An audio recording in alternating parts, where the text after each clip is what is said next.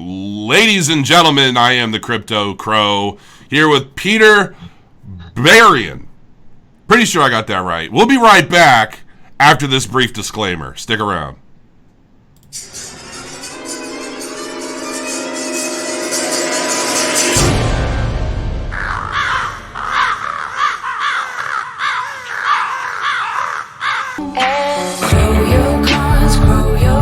You gotta grow your coins. Grow your coins, grow your coins. Grow your coins, grow your coins. You gotta grow your coins. Grow your coins, grow your coins. Grow your coins, grow your coins. You gotta grow your coins. Grow your coins, grow your coins. Grow your coins, grow your coins. You gotta grow your coins.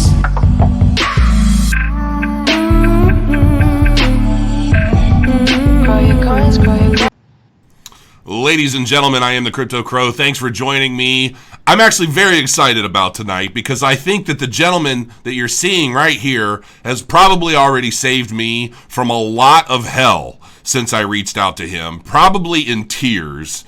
I think the first time I talked to this guy, I think I was kind of half hysterical. But before I get to this gentleman, I want to make an announcement here. We actually have a real true-to-life hero in the Murder of Crows Telegram channel, Mr. Dobby himself, the man of a million jokes and wise cracks and everything else, turns out to be a real live international hero.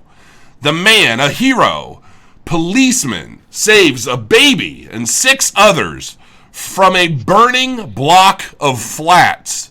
For those of us in the United States, that's apartments, I think, or living quarters, as it were. But anyway, I just wanted to make a quick note about this.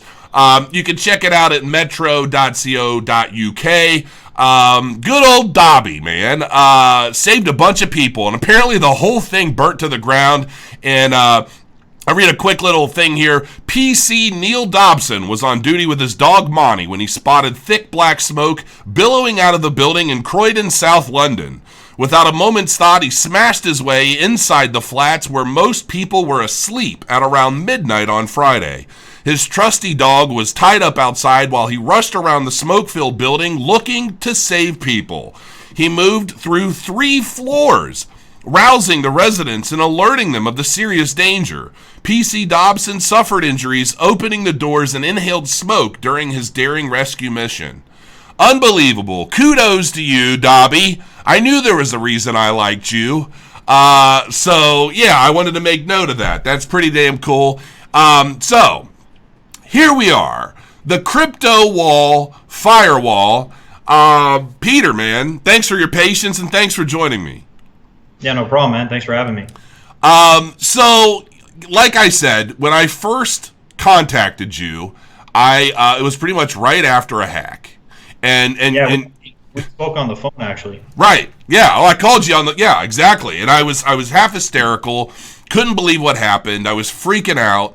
And I was like, look, man, what can I do? I want to make sure that this never, ever happens again. And, you know, I told you about some of the software I was running, and you explained why that wasn't enough. And so let's start a little bit with what exactly is the CryptoWall, because when I first started searching for it, all I found was a bunch of talk about viruses, right? So, and I told you, I was like, I'm kind of skeptical of this because I'm seeing a whole bunch of talk about viruses, but then here's a firewall named after a big virus that took out a bunch of stuff. So I was a little hesitant at first. To those of you, I have been running my CryptoWall now. I don't even remember how long ago. It's probably been 6 weeks, 8 weeks, maybe. It's been a little while. And I will tell you that, how long? About 2 months, give or take. About 2 months. The second we replaced, so when I got the thing, I bought it. These guys didn't give me a free one, okay? Cheap bastards. No, I'm kidding.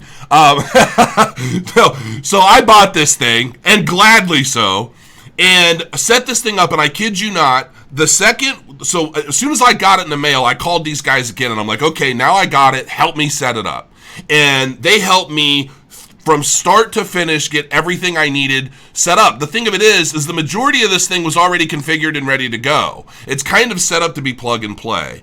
And the second I got this thing going, what did we do? We bridged it, or we basically shut down my old router and replaced my entire Wi-Fi system with the CryptoWall. My internet got faster. Everything just got better. So I'm going to shut up a minute. I'm going to let you talk. But I'm very excited about this CryptoWall, and I honestly think that anybody and everybody in crypto should have one. Now, I'm going to sound like an infomercial, but it's just a fact. So go ahead, tell everybody a bit about the CryptoWall and what this thing does and everything else you want to talk about. Sure. So people think, like, people ask us, what's CryptoWall? We've never heard of it. Who are you guys? How can we trust you? How do we know that this product is safe? And the reality is we don't create the product. We're basically a managed service provider. So we get the products directly from Cisco Meraki. And in order to buy one, you have to be a partner with Cisco Meraki. So you just can't be like a regular Joe Blow, come in to go call up Cisco and ask them, I want, the Cisco Meraki MX64, MX64W. They just won't sell it to you. You got to set up a partner account. They have to verify your credentials. You have to be in the IT industry. So that's the first step. And typically, if someone wants one of these, like a small business or enterprise level business, they have to go through one of these MSP providers. And these companies, you've probably seen them all over your city. Every city has them. They're going to charge you an arm and a leg. So they're going to come in. They're going to tell you, sure, we can get one of these for you. We'll set it up for you. It's just going to cost you, let's say, 30% more than what we're charging. And then we're going to charge you at least another 6 to 7 hours of labor. We're going to come into your office. We're going to see, what you need, what subnets you need set up, what Wi-Fi you need set up. They're just going to basically give you the runaround, say, we need to do this, we need to do that. And then at the end of the day, you see like a $5,000 bill. So we do that as well. We come from a background of IT, so we've been in IT for 10 years. And when we started getting into the cryptocurrency game, we realized a lot of people were not protected. A lot of people were using Zone Alarm, or they were using just like Norton antivirus, McAfee, all these software solutions that don't really provide real security. The security that they provide are kind of service level endpoint security. They don't really protect any other device in your house if the software is not installed on that device, right? And if for whatever reason you're a little bit lazy with your updates, or you don't have automatic updates turned on, or you turn off your computer, you turn it back on, and then for some reason that program takes a while to boot up, and you go to some site in the meantime, something sneaks its way through, you have no idea that happened, right? They can check proactively, but at the end of the day, those softwares, they're only as good as the definitions that are updated in real time. Mm-hmm. And CryptoWall will update those definitions every hour.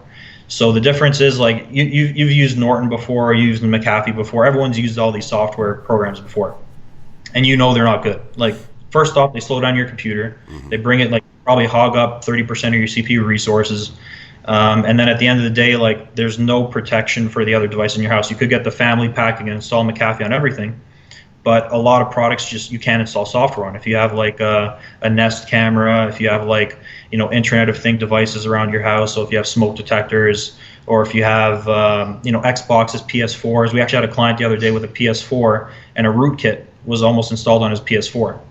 So, like, people don't even think about that kind of stuff, right? You have a rootkit on your PS4, and then it hops its way throughout your network. I will tell you that, so my stepson has an Android phone.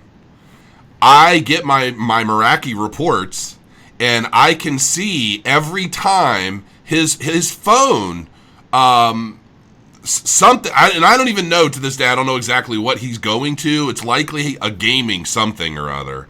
But I don't know. I even gave him a talk, like, there are websites you should not be going to at your age, kind of thing. And he's like, he's like, you can check. I have no idea what it could be. But anyway, I was seeing in my reports that his phone was like the firewall was rejecting like 12 instances of something trying to hijack his phone. And I see like everything that we connect to in the house. I can see everything that's happening, if it's going in, if it's coming out, like whatever's going on, and I see everything that the firewall stops. And the thing about it is it's kind of creepy. Like, it's creepy to see how much activity there actually is. And that like when I was running Malwarebytes, that did nothing. Like Malwarebytes, that stopped nothing. It did nothing for me while I was using it. Zone Alarm basically just bogs everything down. I mean, it created, I feel like, more work and more problems than it solved. And so, you know, but I still see, like, even NordVPN, which I still use, it creates some problems too. Like, I mean, typically, like, I have it on my phone, my wife's phone, I have it on my computers, but I tend to, like, if I'm doing anything, like, if I'm, like, on one of my computers, I just use that strictly for email and watching, oh my God, what's Amazon videos, like Amazon Prime videos. That's pretty much all I use it for. And if I'm watching videos, I'll turn the VPN off, because otherwise it won't play. It won't allow the videos to play. It'll buffer forever and it'll create a bunch of problems. So anyway, yeah, I mean, it's amazing to me to see how much intrusion that this thing is kind of keeping at bay. So I just wanted to make that point. I've been completely blown away by this thing since I got it. Seriously. Well, yeah. Well, the thing that's crazy about it is, like, if I look at your security report right now, I just pulled it up. You had a whole bunch of Steam URI handler issues. So, like, a lot of the things that you see in your prevalent threats, so your most prevalent threats, it doesn't necessarily mean that someone has been trying to get into your computer or trying to get into your network. It's just letting you know that there are certain codes that are being executed by certain programs that allow someone to take advantage of them and hijack their way into your computer. So, like, every time, like, let's say your stepson or you were playing a Steam game, every time you were loading that certain host server up, it was sending you a file that had some exploitable code in it that someone could have used to jump in. So all it's telling you is, we've blocked that code, but nothing's affected. Like, you haven't been kicked out of the game, you're still playing Steam, everything still seems fine to you, but you don't realize that in the background they're stopping all these exploits from being executed. Wow. Okay, I did not realize that. I did see in the report, I knew that had something to do with Steam, but I thought it had something to do with the two-way communication, just to kind of verify that I own the game I'm playing. Yeah, like, these kind of exploits, these are high-level exploits that people wouldn't know if they're not in enterprise security. Enterprise security is designed for this. Like, they can't have someone sitting on a network 24/7 watching all traffic coming in and out, right? This process has to be automated, it has to be intelligent, and it has to learn on the fly. So all the software that you're using and utilizing right now, like I said, we have clients like airport clients, we have clients at government offices, we have a couple of government offices that have like 20, 30, 40,000 people in them, and they're using the exact same software that you are. So that just tells you that the software that Cisco Talos is pushing out is the same software that you receive. There's no like, you know, you didn't buy the 3-year, you didn't buy the 5-year, you didn't buy the, you know, the MX100. It doesn't matter. The software is exactly the same. Well, I will honestly say that, now, granted, being a YouTuber, I'm obviously a bigger target than most of the people in the chat, right? However, I will say that, you know, now the one thing that was a little shocking to me is that, like, this isn't cheap hardware. Like, it's compared to, you know, the enterprise type solutions, hiring the company, dropping $5,000, it's cheap as dirt. But, you know, in general, compared to buying a Zone Alarm subscription, you know what I mean? Sure. It's pricey. But the way I look at it is, even if I only had $10,000 worth of cryptocurrency, or I was working with that amount, having something like this watching my back is still very, very, very much worth it, in my opinion. And not only that, but it doesn't just protect my computers, which I have 5, right? Just for me. You know, my wife has her Mac, and, you know, we have the phones, and we have everything else that this thing kind of protects. So, and keep in mind, and I have the one that I got, just so that all you guys know, is the one that I have right behind my head. It's the actual router. It's the Wi-Fi router. Now, there are cheaper versions that you can get. I happen to get, I think, the most expensive one. But there's a cheaper version. And now explain the two. Okay. Yeah, you've got the big main router, and then you've got the little mini one that you travel around with. Yeah. So keep in mind, like, you know, the code names that we're using for CryptoWall and for CryptoWall Mini, They're really, the product actual model is called the MX64 and MX64W. Those are the wired version and the non-wired version. So when Jason says he has, the wireless router version, the other one is still a router as well. So let's say you don't want Wi-Fi at all, or you have wireless access points in like a big house. Let's say like this house is like 4,000 square feet. You have access points around the place. You don't need Wi-Fi coming from a single router, so it doesn't make sense to buy the wired one. So in that sense, it's the exact same device. It just doesn't have the integrated Wi-Fi. But when it comes to the CryptoWall Mini, the way it's designed is you technically could use it on its own. You just lose a lot of the security functionality, which kind of defeats the purpose, in my opinion. But what you're going to do is you're going to get the CryptoWall, you set it up at your house or your office or wherever your main location is. And the Mini is designed primarily for remote users, so people who are traveling, people who have cottages, people who are in hotels all the time and they have like a 3G cellular. So the other cool feature is both the CryptoWall and the CryptoWall Mini can connect to the internet through 3G, 4G cellular modems. Those little USB rocket sticks that you see all the time at Sprint or Verizon or wherever your service provider is. So you can connect to that through those 3G cellular tunnels. And you can actually also use those as failover connections. So if you're using a wired connection and your wired connection fails, and you're doing trades, or let's say you're on Binance or you're on Bitstamp or something, and you know how things go, like internet connections drop quick, and sometimes you're not catching that dip. One of the great things is that you have an automatic failover. So if you have that cellular connection, or if you have two WAN uplinks, you won't even notice that the internet disconnected. It's just going to fail over immediately. And a lot of customers who are also in retail, they love that feature for point of sale systems and stuff like that. But back to the Mini is really meant for people who are traveling. And what it does is the Mini will automatically create a VPN tunnel that's encrypted back to your main CryptoWall, and then it'll funnel all your traffic through your main CryptoWall. So like Jason, let's say you're traveling to Thailand or something. You're going to Europe. I just went to New York and I didn't connect to anything while I was out there because I should have had a Mini. But even my wife was like, "Are you what do you do and you can't connect to anything?" I'm like, "You know what? You're right." So I didn't connect to anything. I didn't even check emails while I was out there. Yeah, and that's and that's one of the downsides. But the other thing that you can do is we actually have a client VPN set up for you. We sent you all the information. We sent everyone the information actually when we sell them a CryptoWall or CryptoWall Mini. So you could have actually signed in to your CryptoWall through a VPN with your phone without having the Mini. The Mini is really just designed so that you have something that's simple. I should probably read what you sent me. yeah, like it's something that's simple, and it's like having a wireless router, and you just connect to it, and you don't have to think about it. There's no configuration. You just connect to it, and you're automatically VPNing directly to your CryptoWall. So that's the whole purpose behind the CryptoWall Mini. You have your own client VPN. So if you wanted your own like private little Nord VPN going on, you can get the CryptoWall Mini for that. But also, if you're with the CryptoWall, the main CryptoWall, and you want the CryptoWall Mini when you're traveling, or like I said, you have a second location that you frequent, it's a great alternative device, so you don't have to pay full price for the CryptoWall.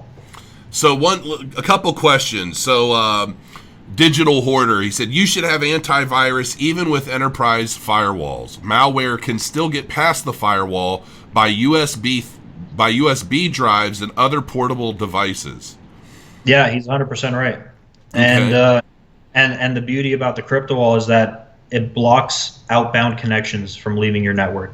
So while he's correct that that virus can be put on that device, once the CryptoWall detects that that device is trying to either propagate that virus throughout the network or it's trying to leave the network, it's going to isolate that device, and it won't let the packets leave the network. So even if it's on it, none of the information is going to come out. Beautiful. Brandon Lopez, a frequent flyer of the Crypto Crow Murder of Crows group, will these mini routers be upgraded to 5G when it is available? Yeah, I've been hearing a lot about this 5G that people keep talking about. I mean, 5 gigahertz has been out for a long time. So maybe he's talking about the 3G, 4G failover USB modem. And as far as the CryptoWall is concerned, it's just a USB port. So yeah, I don't see why it wouldn't be able to support 5G. Okay, that's really cool. How portable it is. Does it affect or slow down the speed, bandwidth? I can tell you straight up, Thomas, no. My internet speeds got faster when I switched to my CryptoWall. And I'm not kidding. It was instantly faster. Like, I noticed everything got better. I used to drop frames all the time when I was streaming. Now it happens very rarely, and I used to have to reset my router every 2 or 3 days because all the internet in the house would get bad. Now, I have not had to reset my CryptoWall once yet. But I did want to ask you, is there any reason why I would want to? Like, is there, like, should I go down and turn it off and turn it back on once a week or every couple weeks just for, is there any reason why that's beneficial? Or if it's fine, just let it go?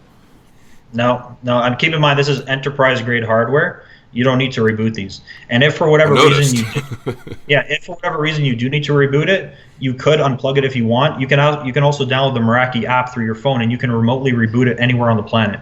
We can reboot it as well. We have access through our dashboard, so we can do that too.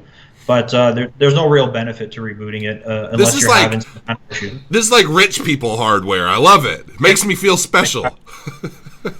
Yeah, like you can access all your information from wherever you are. I mean, let's say, for example, we've actually used CryptoWalls to catch thieves. So we have one CryptoWall installed at a local coffee shop, and they had an employee that they fired, and they had someone that came by, I think, a couple of days after, and they stole from them. So when the owner called me up, he said, someone stole from us. Can you maybe try to help us find out who did it? And so I went in, I was looking at their cameras to see if I could find a problem, and I couldn't really find anything through the camera. So I figured, I said, you know what? Let me look at the IP logs from the Wi-Fi. Because when this employee worked there, he would log into the Wi-Fi every day when he came into work. So I could see exactly what time he came to work and exactly what time he left, because the wireless AP would let me know when he left or joined the network. So I saw that on the day of the robbery, his IP address, which has been consistent with his schedule for the last month, showed up on that day. And they were able to provide that to the police, and they were able to make an arrest. Nice. So that's like, the features just kind of keep on going on with the CryptoWall. I mean, the traffic shaping policies, what we did for you with the YouTube, we forwarded all your YouTube traffic, we prioritized all your YouTube traffic, all your voice over IP, your Skype. I mean, we're on Skype right now, I'm watching YouTube, you're on YouTube, you're using OBS to stream, you have 0 dropped frames. And I'm not on a fiber connection either. We don't have fiber where we live, so I'm dealing with the crappy old stuff. Yeah, you're on DSL, I'm on fiber, but it doesn't matter. As long as the traffic's prioritized, shouldn't have a problem. Do they store any of your data? I'm pretty sure I know the answer to this, but I'll let you go.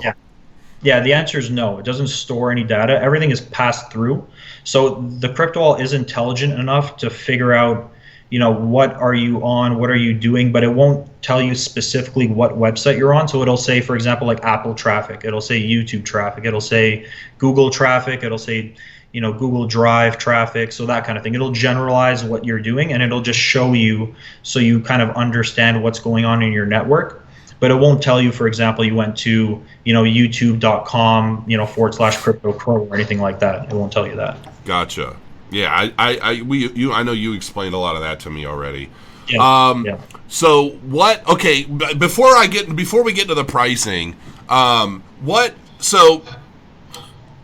To put things in where do I go with this? So for the CryptoWall, what is the most ideal setup? Let's say I've got a whole bunch of crypto people. They want to get a CryptoWall. I will tell you that when I called you and in like crazed hysterics, the feeling of relief that I had when I had this set up and I completed the call with you and everything was running, knowing that I had just taken a huge step forward in securing like the house and everything that I do, but I was so crazy. I've done a lot of other stuff in addition to the firewall. But what's the ideal setup for somebody who wants to protect themselves? They get this CryptoWall. What else should they be doing to maximize their overall security? Sure. So the first thing to really touch on is, when people see the price, that's typically what our biggest issue is the price point, right? And the price point that we're selling at is already 30% lower than what MSRP is. So we're trying to bring this as cheap as possible for the consumer at home or for small businesses. But the important thing to remember is, if you think about most people aren't that tech savvy. And what happens to most people once their MacBook Pro has a little piece of malware on it, or most people, their PC has a Trojan or some ransomware on it, what do they end up doing? They typically end up tossing out the computer because they just can't be bothered, or they take it to Geek Squad, and then Geek Squad runs them up $300, $400, $500, and then they're just back to a fresh, laptop with a fresh operating system, but they might have lost all their data. So it depends how valuable, whatever data is you had on that computer is. We have some clients who they don't want to lose any of their family photos. All their family photos are on their computers, so to them, the family photos are priceless. So, realistically, how bad is spending, $1,000 US on the entry-level CryptoWall when you're protecting every device in your house, every product in your house, every piece of data on every computer in your house? I mean, it's a no-brainer, especially with ransomware. The newer ransomwares, they encrypt all your files, and there's nothing that you can do to unencrypt those files. So, so in the name of like the best setup, using the CryptoWall, Sure. are there any other is there any other software, anything else that I should be running in conjunction with the firewall to maximize my security? Yeah, so the most important thing to do is to bridge your modem. So a lot of people, when they get the CryptoWall, they just hook it up to their existing ISP modem, and they don't realize that modem is also their router and their wireless router. So what happens a lot of time is they install the CryptoWall right next to it, and they don't realize, but they're still connecting to the Wi-Fi on their old router.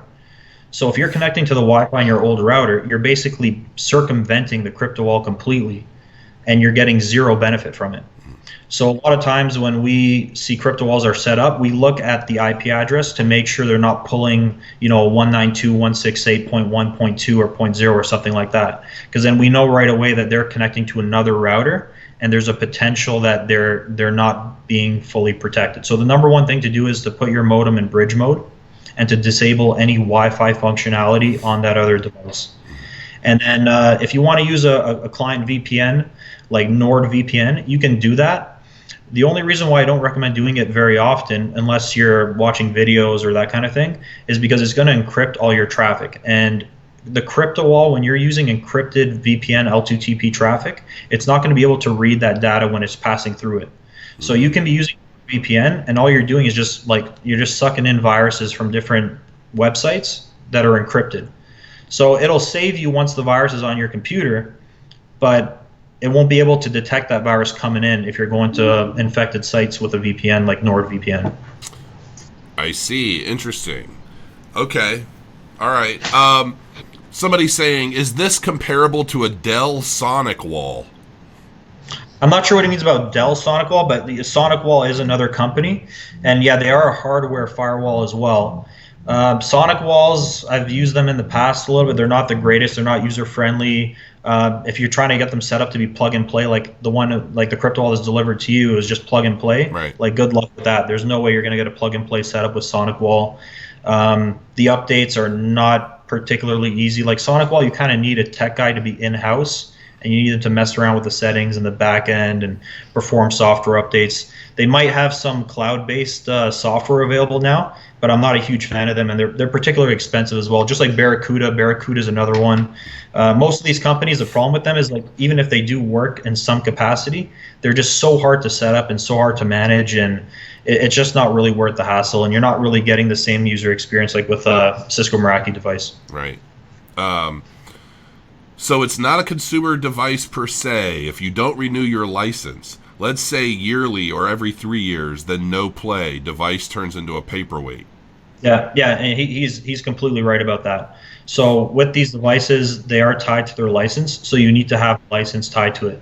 Now, there are other licenses that are a little bit cheaper. They're called the enterprise license, which doesn't have the security features. But obviously, if you don't have the security features, what's the point? So it makes sense to have the security firewall, unless you have the CryptoWall Mini. The CryptoWall Mini does not have a security license. It has an enterprise license. So that's why the CryptoWall Mini is so cheap. Like the renewal rates for the CryptoWall Mini are, like, you're looking at like $59, $69, $79. It's super low. But for the CryptoWall, the prices are a lot higher, because that licensing fee that you're paying for, you're paying for a team of over 250 people at Cisco Talos to back your device, to perform your updates, to research on the latest threats. And these are the same guys, like I said before, who are dishing out the same updates to everyone else who are using these products. Well, and I want to say too, I know I got the 3-year. I think I got the longest term one I could get. And, I will say that even the first time that I called you guys educated me so freely on everything. Like, it wasn't you guys weren't trying to like sell me really anything. You were just, I don't know, like, you guys were great. I mean, honestly, it's why we're here. I mean, I've been very, very pleased with everything. And you didn't sell me something that turned out to be crap either. Like, I'm thoroughly impressed with my hardware. So well, and that's it, right? I mean, the thing is that we don't make the product, so that's why we know the product sells itself. The product is used by so many companies that like Starbucks uses them, MIT uses them, Audi uses them. So like all the Audi dealerships use Cisco Meraki products. They link all their Audi dealerships with them. So like, the company has a great product, and we're basically just a managed service provider. And let's say, for example, another product came down the line, like SonicWall, and they created a better product, we would have no problem offering that product as well. It's just that our business, the CryptoWall business, just doesn't exist without Cisco Meraki, and that's why everything's structured around the Cisco Meraki device. All right, so let's hit everybody with the beef. Let's get into some pricing. Let everybody know how much Cardano they're going to have to sell off to get one of these puppies. So break it down with I guess go from the cheapest model up and kind of let's get everybody educated. Now, I will say that for 24 hours, Peter's basically set up a coupon code. So if you look in the description of this video, you're going to see a coupon code. Now, the long-term one is just Crypto Crow. I think you save $100 using the Crypto Crow coupon code. But because of this video and what we're doing, if you go Crypto Crow 10, you're going to save 10% off your entire order for 24 hours. Okay? So if you plan on getting one of these, now would be the time. 10% is going to save you some money once we get into how much this thing costs. So they're pricing. Yeah. So go ahead and I'll let you get started on kind of explaining the pricing structure.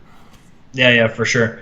So with the 10% discount, one thing to keep in mind is the only way to really get these things cheaper is if you're in the IT industry. So if you're in the IT industry, you might be able to get them a little bit cheaper. But as far as coming from the outside, buying from a company, the 10% discount that we're offering right now, we're making barely any money on it.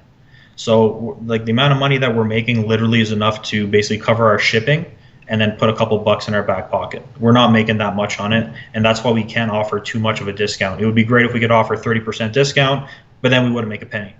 So like it's just the way that we structured the business. We realized that if we kept prices as they were, we would lose probably about 50 to 60% of our client base. Real quick, so Charlie D, I'm not being paid anything.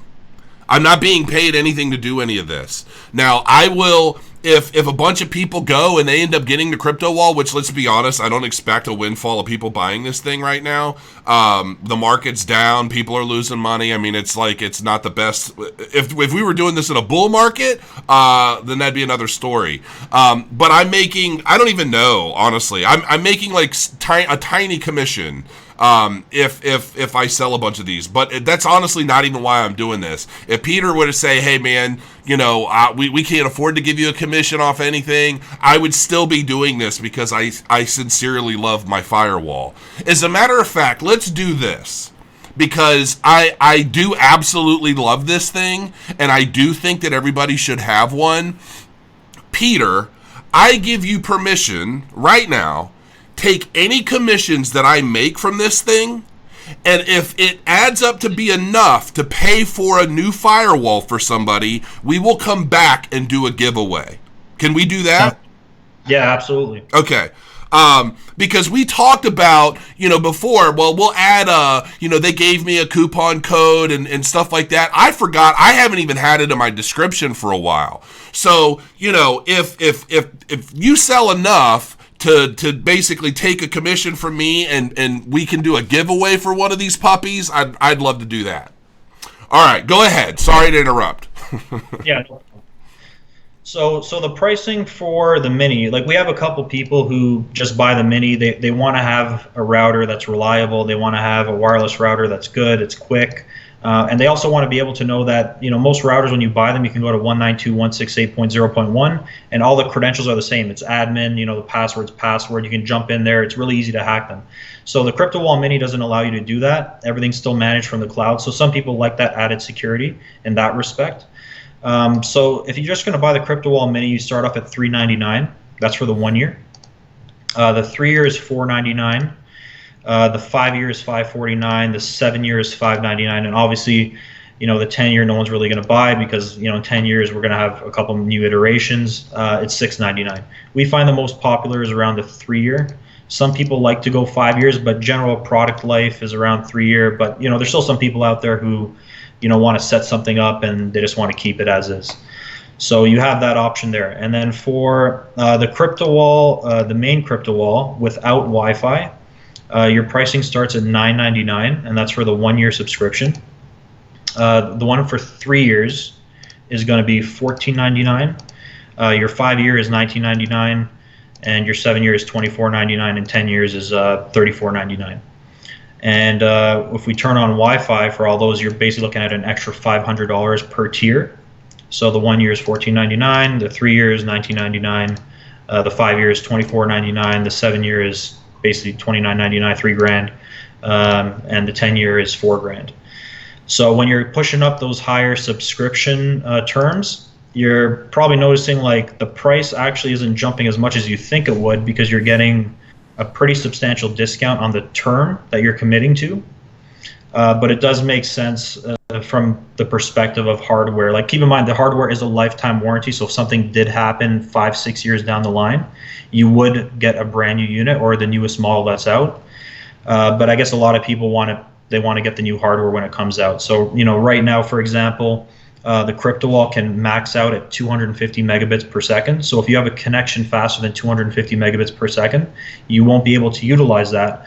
But the other thing is that a lot of the consumer solutions that are on the market right now, they will cap you out at around 50 megabits per second to 75 megabits per second.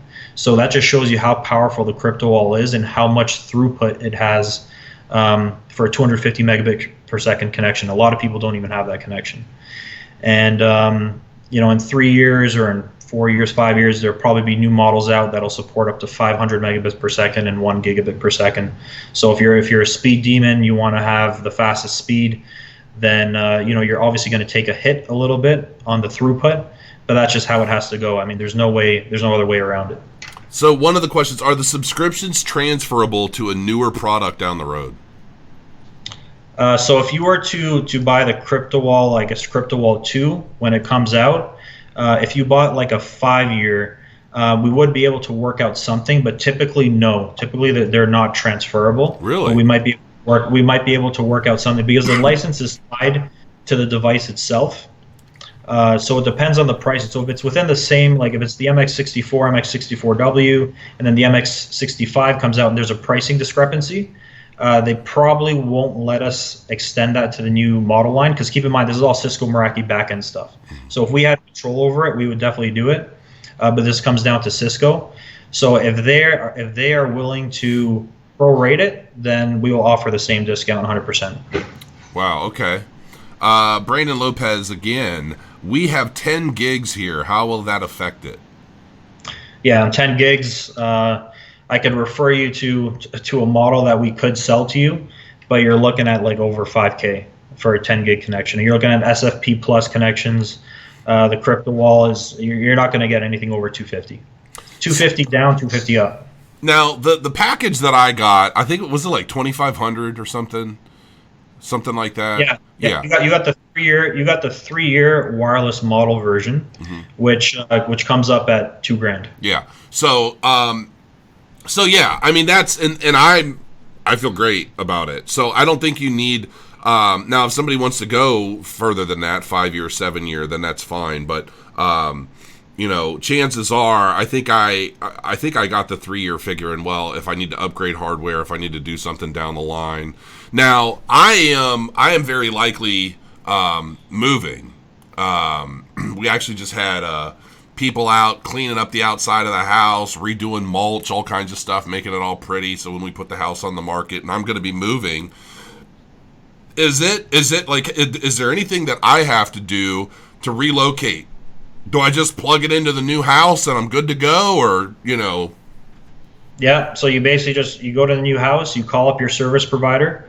They'll either tell you to move your old modem, or they're going to come and set up your new modem for you, and it's just plug and play. All your settings will be transferred over. Your Wi-Fi is still the same. You'll never lose your settings on one of these. Okay. So the other thing that I have to reiterate is these all have a lifetime warranty on them. So we'll never leave you out to dry. If anything ever happens to them, Cisco warranties it. So even if there's some issue with your device and you can't reach us for some reason within 24 hours, we can even provide you a Cisco hotline number, and they'll send you one directly from them. So there's never an issue with that. You don't ever have to worry about what happens if CryptoWall is not reachable, or if we can't get to them, or let's say they go out of business or something. You would never be left out to dry. Cisco's backing it, so they're a great company in that respect. When you're moving, doesn't matter. You can move anywhere in the world and take it with you. All you got to do is change the power adapter, and you're good to go. It'll work anywhere in the world. So with the Mini, you can connect it at home and log in anywhere. Yeah, basically the Mini it's kind of like I don't know, would you consider it like an access point for your home firewall, right? So that anything you're doing outside of your home or outside of your home network, you're able to get the benefits of it. Yeah, so I think Kenyon Hills asked that question. Yeah. So for the CryptoWall Mini, he's right in that sense. So a lot of people use this so they can have access to local resources. So say you have a server in your house, you could technically just buy the CryptoWall Mini. You can use the client VPN. We'll give you all the credentials to log into it, and you can log anywhere in the world to that CryptoWall Mini, and you'll be able to access all your devices inside your house. You can even print to a printer, even if you're on the other side of the world, connecting in through that VPN. What if you break it? What if I go downstairs and I kick the shit out of it? Do I get a new one? How does that work? Yeah, if there's some physical damage to it, someone cracked it over the head with a hammer or something like that, I don't think Cisco would be that willing to replace it if it looks malicious. But if it's something accidental, it was dropped from a server rack or something and it cracked in the corner, I'm sure they would warranty that, no problem. Would you need it on your PlayStation? Are there threats there? I will say yes, because I'm finding there are threats on just about anything that you connect. You just don't realize it. But go ahead. You don't realize exactly until it's scanned. So right now, as we're speaking, I'm pulling up another client network, and they have a home-based business, and I'm just going to pull up their PS4 right now because I remember seeing this the other day. So their PS4, let's go into the event timeline. Their PS4 on the 20th of May blocked an exploit kit, a rig exploit kit redirection attempt. So that was on a PS4. So, is it possible that he was browsing the web on the PS4? Mm-hmm. Yeah, it's possible. And maybe the virus tried to download onto his PS4, but the point is that it's possible to even land on your PS4. Right. And that's the problem, because if it comes on your PS4 and it propagates throughout your network, you want to have a device that can isolate that device on your network. So now Sean's saying, so they do store info. I don't think he understands what you're pulling up. No. So basically, that PS4. Oh, so I see what he's saying for the security report.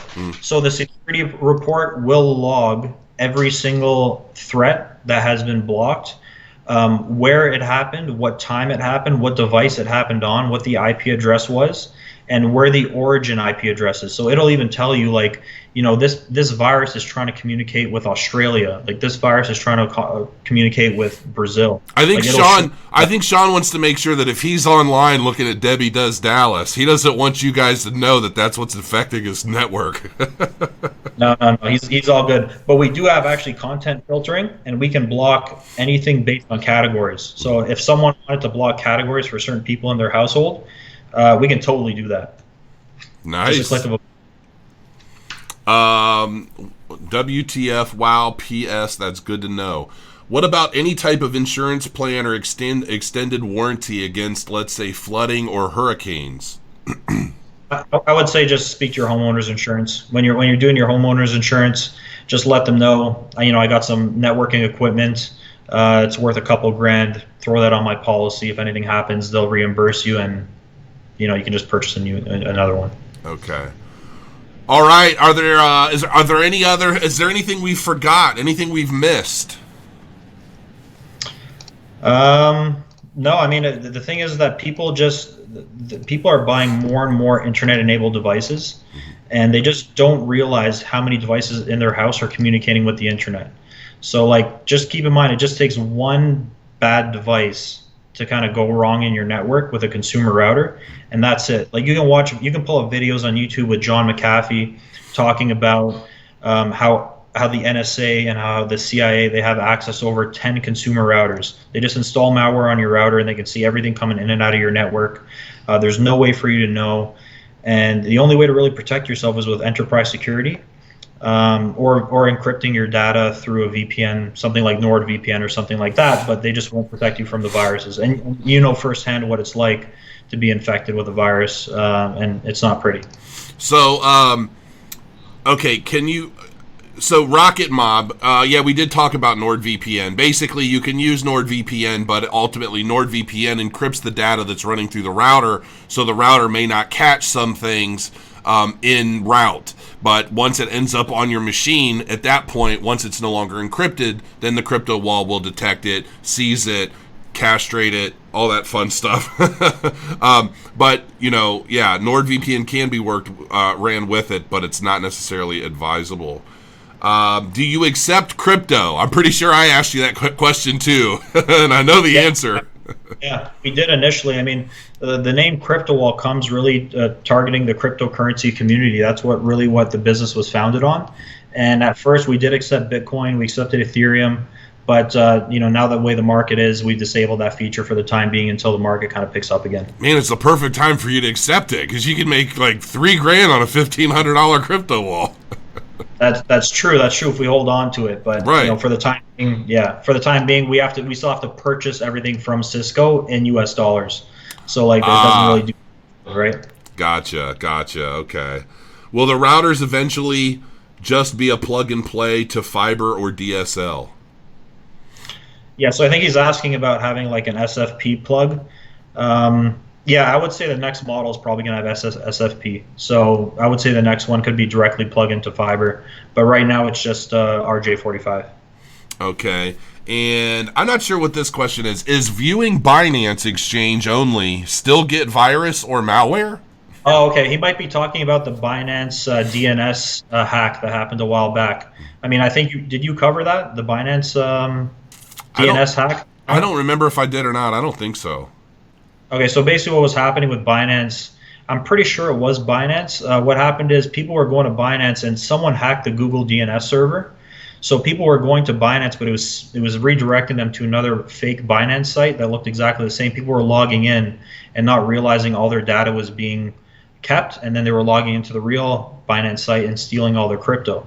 So what we did with CryptoWall before that happened is we switched all our DNSs over to Cloudflare's DNS.